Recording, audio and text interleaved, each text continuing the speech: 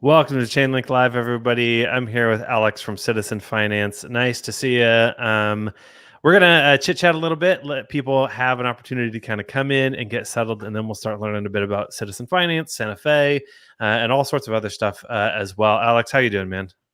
Yeah, I'm doing absolutely great. I'm very glad to be here, and I'm really excited for our little talk today. Yeah, me too.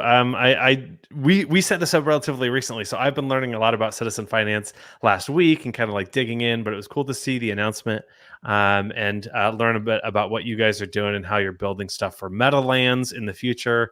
Are you a first-person shooter player? Like, do you come from a background of Oh FPS? yeah, of course. As I grew up, I was a major FPS, even esports gamer in a Mm-hmm. sense. I have been playing games like Call of Duty or Battlefield since I was like 10 or maybe less. So yeah, I have a very deep love for these games.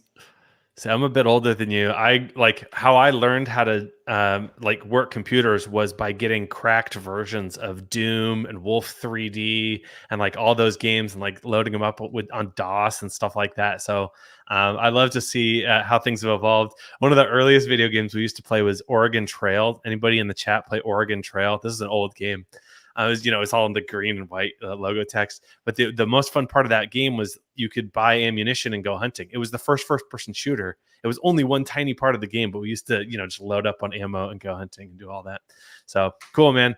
I don't play modern FPS. I don't have time anymore, but I figure eventually, I'll be able to get back in a little bit and get owned by the young kids these days. If you're in the Yeah, yeah. chat hanging out, feel free to ask questions throughout. We can see your questions and comments here. Hello, Joe. Nice to see you. Sorry, Alex, you were saying something? Yeah. I'm saying maybe once the game is released, we can arrange a little gameplay Yeah, showcase. yeah. We'll do a Twitch stream. Yeah, I'm terrible. Yeah, I'm so bad. um, have some 1v1s. Yeah, I used to play Modern Warfare 2. Like when that came out, I got pretty good at that. That was the last one that I played, which is now like 10 years ago. Yeah, Ryan knows. We used to play that in elementary school. That was the first person shooter game. But I played Modern Warfare 2 until I got the achievement where you drop a loot box on somebody to kill them. Then I was like, I'm Oh, done. I've mastered the game. yeah. I got to go be When you do that, the game you is know, done. the game is No done. more content after that. All right. Well, we got a bunch of people in here, and Alex is here ready to tell us all about CitizenFinance, Sante Fe, and Metalands. So let's get going on Chainlink Live. Here we go.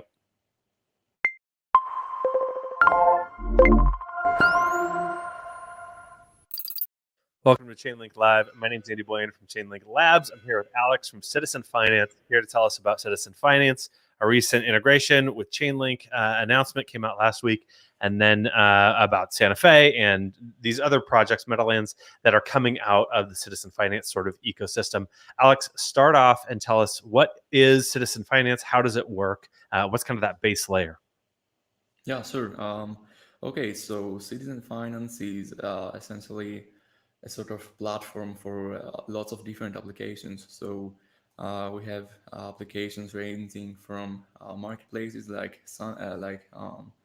Power, Sci-Fi Power, and then we also have our big project in a sense, which is Metalands, and it is an FPS game with which of course integrates NFTs into it. So we have a lot of applications, and we have a very big ambition for the future with essentially building a platform of a lot of more. Cool. So dive a little bit into Santa Fe. I know that's like a sub product that you guys have. How do those things relate? Yeah. So Santa Fe is actually a decentralized finance application. It provides lots of different things that combine with our other applications, like for Metalands. Um, So what it is essentially is it is an application that provides different financial services which use NFTs at the core of it.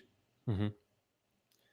So right now, actually, we started Santa Fe with the ability to to mint your own NFTs, and of course, we also have the ability to stake them to earn our native currency, which is sci-fi. However, in the future, we are planned to have a lot more going on. Um, for example, we will allow different integrations of the in-game assets of Metalands. We will allow them to be, how do you say that? You will be able to use them as collateral for loans or other different sort of banking Hmm. facilitations. So this is really interesting. So if we're talking about Metalands being a metaverse type economy where you can play games, you can pull your assets in and out of games, there's also a marketplace for that. That's an on-chain marketplace that where you can transact composably with other digital assets and things like that. So Santa Fe is essentially the finance home of those sorts of things where you can deposit NFTs for now and other NFTs in the future as well to do a variety of different financial things. Is that right? Yeah, that's absolutely correct. So essentially, our whole project is like an actual. I don't want to say country, but um, for example, we call everyone the citizens, and Hmm. Santa Fe might be considered as the bank of this sort of nation. The marketplace at Sci-Fi Power is well the market, and the game is where you live and where you do all sorts of other stuff. Well, that metaphor tracks. I mean, Balaji has talked about that. Srinivasan has talked about that a lot. Is we have our national borders and we have our economic borders, which sometimes transcend those and sometimes they're smaller. But more and more, we're getting these digital borders as well. We are digital citizens in communities already, and now we've got money for it. Right? We've got this ability to kind of transact in this value for a particular community or a particular culture or whatever that is. So that tracks with a lot of the thinking I'm seeing around DAOs and that sort of thing as well. Has that guided your guys' ideas? Yeah, absolutely. Our vision has been from the start of this project that we want to uh, expand the blockchain industry. We want everyone to be able to get into that, and we want to essentially connect uh, the world of games with the world of blockchain. Of course, there are lots of other projects out there that Hmm. do something similar, but um, we do something more with a lot more applications, and we are essentially building a whole nation. Well, I mean, you look at the video game landscape. How many first-person shooters are there now? Like, there's hundreds, if not, dozens that people actually play and stream that are popular at a given time. So, like, there's room in the market for whatever that is. I mean, how many Pokemon knockoffs are there? That Digimon and Yu-Gi-Oh and however many of those, and they are successful as well. So there's room in a marketplace. That's really interesting. Okay, you have integrated Chainlink as well. So talk a little bit about how are you guys using Chainlink in Citizen Finance? Yeah, all right. So, in a lot of games, well, actually, in most games out there, RNZ basically plays a huge role in this. So, when it comes to blockchain games, we want to integrate the randomness of sorts in a more special way, in a more digitalized and tamper-proof way. So for that, we actually use you guys, Chainlink, um, and the way that we are going to integrate this randomness is through loot boxes Mm. and in every sort of progression in the game. So when you finish a mission, when you open a loot box, when you unlock any sort of rewards, which is going to be, in a sense, randomized, that's where we will use Chainlink to provide a tamper-proof and fair way for everyone to progress. Cool. Cool. Now, and to be clear, I am not Chainlink. Chainlink Labs is not Chainlink VRF. We can't do anything about it. It's a service that is built and used through the Chainlink network, but it's provably secure, provably random, and tamper-proof, so that you know, and all your players know, that that random number, Andy has nothing to do with it. I can't Yeah, predict it, of course. anything like that. Seeing a lot of NFT projects recently, especially last week with some of the controversy around, rarity and knowing, what's going to be revealed, as well for projects that aren't using Chainlink VRF, and then others like coming out and saying like, no, we got to use this because this is valuable. If you want to have value and fairness, for loot boxes, it makes a ton of sense to me as well. So that's cool. We've got some interesting user questions. And this one, I had this question as well, because actually I created this question before the news came out last week about Steam. You guys had Steam on your website. And so here, let's just say what David asks. Were you surprised that Steam does not support blockchain games and crypto assets? How are you going to deal with this situation? My question was similar. We're seeing Steam has come out and said like, no crypto assets on Steam. This is clearly like one of the ways to get players. It's a distribution channel for the game and a marketing channel as well. What are your plans around this, and how do you think about this? Yeah, so actually, one of the first questions that I also had when I first joined this project was something similar. So, with all sorts of online game retailers or all that kind of stuff, even for mobile applications, Mm-hmm. um, there's this thin line where some people might consider a blockchain to be, I don't know, something like gambling. So there's always the possibility that they can ban us or do something similar. So unfortunately, Steam last week went ahead and did exactly that. So right now we are on our way to find a sort of alternative. Um, of course, this happened these days, so we haven't been able to Yeah. find the alternative right away. We need to consider everything and find the best alternative. Um, but yeah, we are definitely aware of what is going on, and we will do our best to solve this. Cool. Keep in touch with me. I'm really curious about this. I'm going to follow this. I think a report just came out this morning that like something like a third or a half of all Ethereum wallets, or maybe it's DeFi wallets, Web3 wallets, have interacted with a blockchain game of some kind. Like it's a massive use case. It's a massive industry potential. We all know it. And so to see like, well, where are these bridges to traditional gaming going to happen? Is a major question. So if you find out, like I think Tim Sweeney and Epic Games, they had something where they came out where they were allowing some form of it. But then, regardless of those, Apple and Android store, like other places where there's platforms where you can do, game type things, have been really restrictive and can have different rules about what's allowed in there. So this is an ongoing thing. This is not something limited to CitizenFinance and Metalands by any means. Yeah. It's an ongoing industry issue. Well, right now, actually, very recently, Epic announced that they will be allowing blockchain games into their platform. So that's one consideration that we have. Hmm. But other than that, I believe that there might be a very huge opportunity for, uh, I want to say corporation, but anyone actually could do it, to build a platform specific for blockchain enabled applications and games.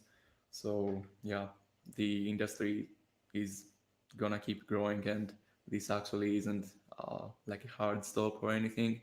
It's nonetheless, it actually helps us maybe. Yeah, it brings some publicity there along with other publicity around crypto in general.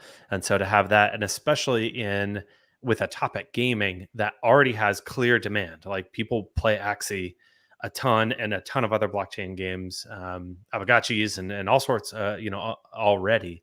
NFTs are gamifying their system, even just, working in NFT communities. There's a ton of games and discords and stuff. Um, So you may be onto something there. Let's talk a little bit about the game. I want to hear about what are sort of your plans in terms of gameplay and mechanics, and like how are you structuring sort of are there going to be metas? Are there going to be seasons? What are the sorts of things that your team is looking at when you build a first person shooter? Yeah, okay. So what we are trying to do is, well, our first thought is we want to integrate blockchain in the most fair way for everyone. We want to have a game which is not pay to win, but play to earn. So other than that, we basically use that to define all our game modes and game functionalities. But if I get into the details of those, we are going to follow what other games out there have done with other FPS games have done. We will have the typical game modes of free for all, team deathmatch, potentially others as well, like capture the flag. But a very big aspect of the game is not the actual multiplayer games that you hop on, play, and then hop off, but the actual campaign and storyline of the Mm. game.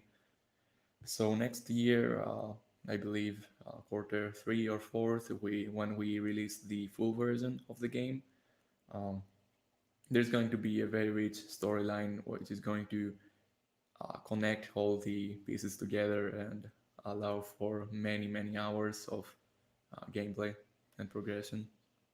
Awesome. It sounds like taking on gaming as well as the crypto industry. You've got two sort of verticals trying to blend into one. That's a challenge for you, but really a great opportunity as well. We've got some other great questions here. So, Joe, I don't know how to ask your question. How do you? Okay, how about this one? So Joe asks. Um, it comments that Citizen Finance is not just a game. So how do you explain it in terms that convey the depth? I think earlier you were talking a little bit about citizens and it's a nation, but then also it is a game, like it is fun. What are some of the words that you use? Give Joe a little support here. All right, so if I had to explain this whole project to someone, potentially who is not very keen of the blockchain, um, I guess I would say that we have an FPS game which focuses on allowing the player to have full control of everything. That's what I would use if I had to explain this in as less words as possible. Um, but if you want to get more into the details, you can say that things like weapon skins, weapons, and other stuff that you have in other games. For our game, they're going to be NFTs. So I guess you would also need to explain what NFTs are to such a person. But yeah, essentially, you can say that everything is controllable by the player. Everything belongs to the player. All assets and everything are NFTs. Here's one way I think about blockchain gaming. Over the course, we were just talking about like Oregon Trail and old school games. Games used to be extremely surface level. Checkers. Yeah. Okay, now we're going to put checkers on chain, and then slowly they got stories, and then okay, now we're going to add graphics and stories, and there's this progression of games to where the stories have become very extremely rich, right? The graphics have become incredible and are just even more getting better. And on top of that, the mechanics, like the things you can do in the games, the elements are more precise and they're more rich and they keep getting deeper and deeper and deeper. Blockchain gaming essentially is one more extension of depth. Not only is it that the mechanics are precise, but now you can take items and elements and move them out of a game world. Now the game world expands. So it adds this additional complexity layer that tons of players love and look to optimize for, right? So it adds this extra layer of thinking and engagement. By adding composability or accountability, not accountability, like bridging to another economic system, things like that. For example, like being able to stake an NFT or a skin NFT and then take out a loan on that eventually, and then use your loan to go and buy a position somewhere else on a decentralized exchange. Like that is a level of depth that really extends gaming past games and into Yeah. reality, right? Really, regardless of how it feels cognitively. Sorry, everyone. I get academic sometimes. I do have a background in academic gaming, but that's how I think of it, at least. And Joe, that didn't answer your question at all. It's so deep. How do you explain it? Well, that was useless. I just gave you more depth. Um, Jose has an interesting one as well. I think actually I just mentioned this. With the rise of NFT games, there is metaverse fragmentation. Could existing NFT games implement a metaverse or something where a game is metaverse agnostic? Is one example? I can't remember what game this was, but I saw screenshots of something recently where you can take your NFT PFP and stick it on a player, and so it kind of blends these metaverses around. Is there a way to take the Metalands universe and combine it with the Axie universe? I don't know. What do you think about that?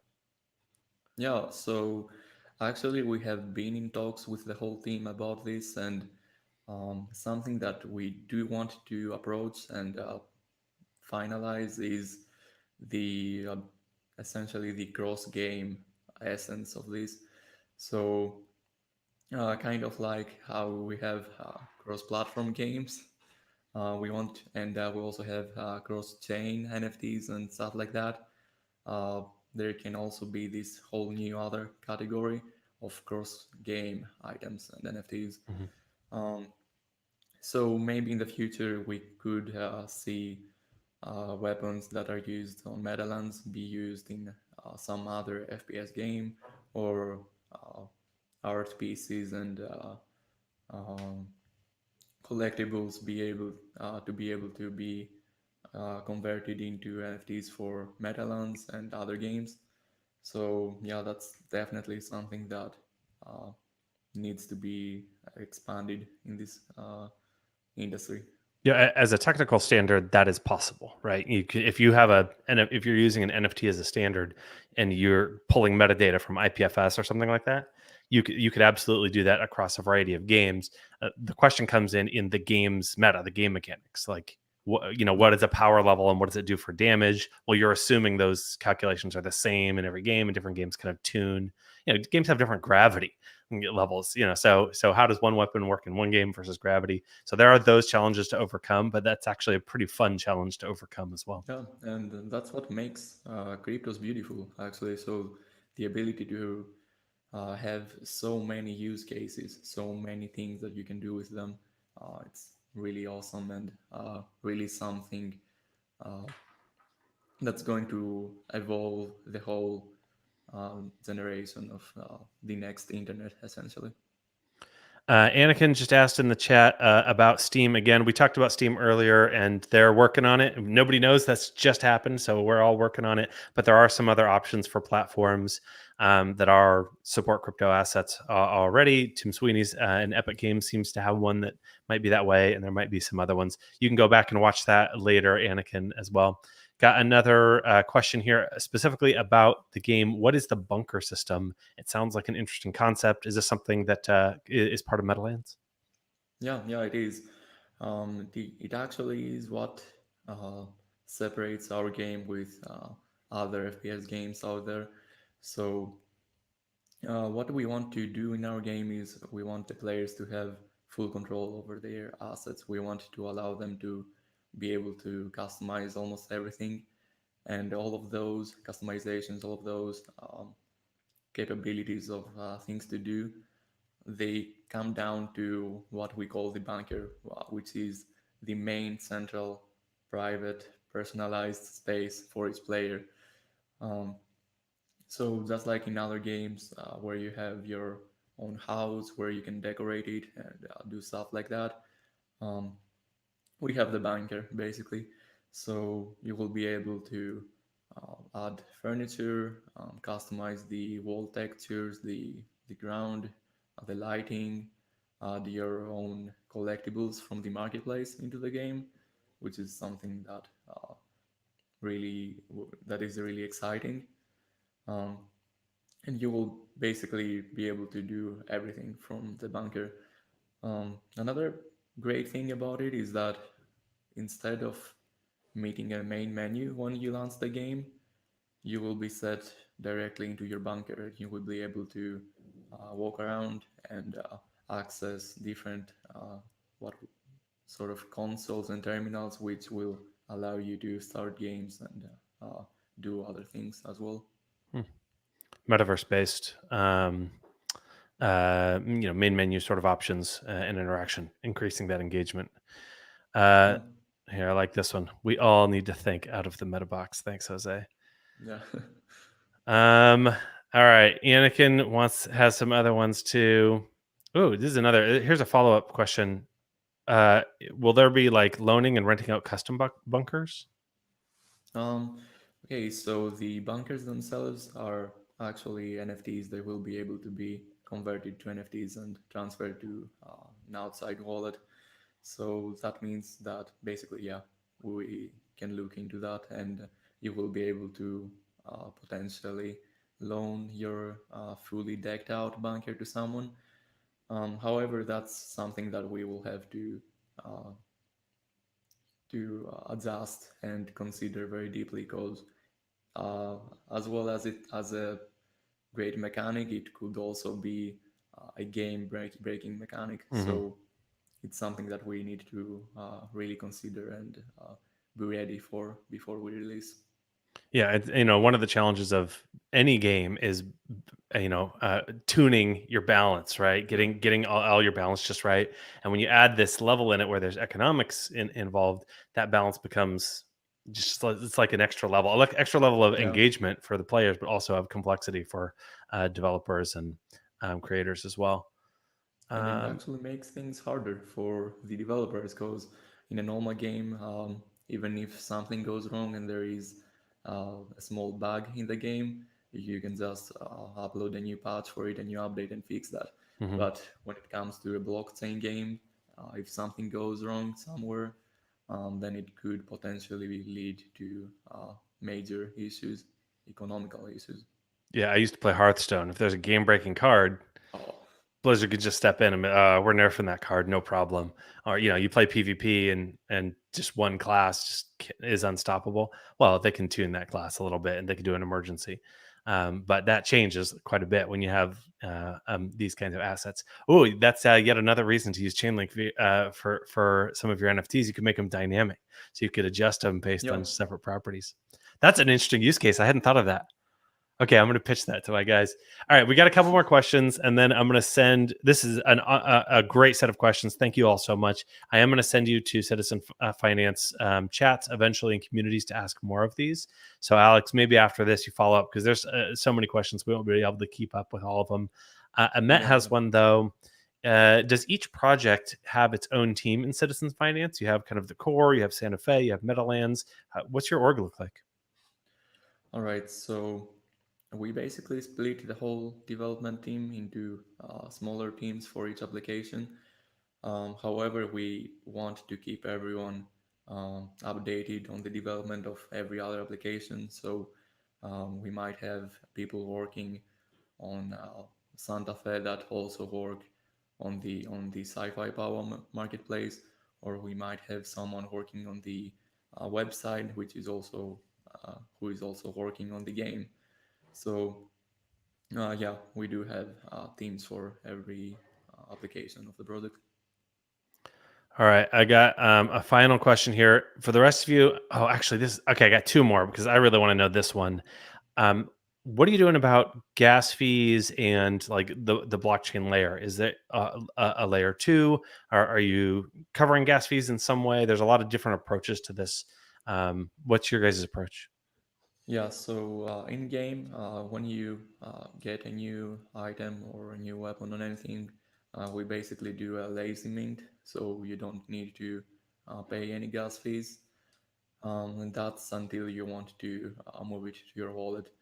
But of course, we are on the Binance Smart Chain, so these gas fees are can be considered kind of nothing, I guess. So Mm-hmm. So Binance Smart Chain is, basically a bit faster and quite a bit cheaper than Ethereum, but then there's also a lot of composability there as well, being part of the EVM. Cool. Let me see. All right. So here's the last question I'm going to ask you is, are we getting a sneak peek of gameplay in October? You don't have to answer this because I don't make people stick to dates here. I know developers, but Anakin wants to know. Seems like a fan, and we've got a number of fans in the chat. Are we going to see some gameplay footage? Yeah. So I have been getting this question quite a You're lot. going to get this Everyone is question a really lot. You make excited it a for game. this. Yeah, yeah. And yeah, I wanted to say yes. We will definitely show some gameplay, at least some very core mechanics, probably on our Twitter page. Um, and I don't want to talk a lot about this, but we have been planning a very big trailer for the game, so stick for that as well. All right. So you heard a little bit. There's a little alpha leak. We'll have a trailer, eventually some gameplay. Hope that satisfies you for now, Anakin. I know there's a bunch of other questions here. Please go to the chats and engage with the community. Community seems engaged, and that's very exciting. Alex, what are sort of your next kind of benchmark roadmap things that we should be looking for? A trailer that you don't want to talk too much about eventually, but what are some of those big dates? Okay, so of course we have the planned release of the alpha version of the game, which is coming next month, November. Um, Another great application update that we have is on Sante Fe, where we will be releasing our own decentralized exchange. That's going to happen next week, and you will hear more details about that. But other than that, we are very busy with the game right now, so um, we have a lot more to come, and it's not even the beginning of this. So yeah. What's the best way to get alpha access? Um, well, the alpha version is going to be available for everyone. So Okay. So follow the channels, follow the yeah. Twitter, join. Are you guys Discord or Telegram or both? We use Telegram mostly, but we will transition to Discord when the game is out and we have more content for it. Excellent. Well, you guys can all look down below in the description for website, Twitter, Telegram information. Alex, it's been awesome talking to you and getting to know about you and Metalands. Stay in touch with me. Let's follow up. Like when you have some releases, Yeah, we'll for come. We'll sure. see if you can own me and own me on get some headshots at an old guy. How's that sound, man? Yeah, it sounds great. Very happy to meet you, and yeah, this has been great. Awesome, man. I'll talk to you later. Peace. See you. All right, everybody. Thanks for those questions. What a great set of questions. Very much appreciate it when the community comes and gives me extra questions to add because a fascinating interview and a fascinating project. Follow everything CitizenFinance down in the description. Follow Chainlink stuff too. Join Chainlink Telegrams. Follow Chainlink on Twitter and smart_contract where you can get notifications for this series. You can follow me too. I'm at Andy Boyan. I tweet all sorts of Chainlinky stuff. I was on a roll this weekend. But if you follow this channel, like and subscribe, please subscribe to this channel because we do really cool project updates like this where we meet founders. We get to learn about projects, kind of what stage they're in. Once in a while, we get a little alpha nod here and there. Tomorrow, I am talking to Future Swap. They're decentralized exchange live on Arbitrum. They're coming on to talk to me about their Chainlink integration. And I got some cool stuff next week as well. NFTs. I got DeFi. Oh, my DeFi pet next week. That'll be cool. The hustle, sports, collectibles as well. All sorts of cool stuff. So come back. Yeah, I'm hyped. I'm always hyped, man. I live hyped. And I really appreciate you guys. Yeah, let's go. Hungry fart. I appreciate your being here. You're welcome for the great AMA. They're all great like this. And so come back and I'll see you guys next time. Peace. Chainlink Live.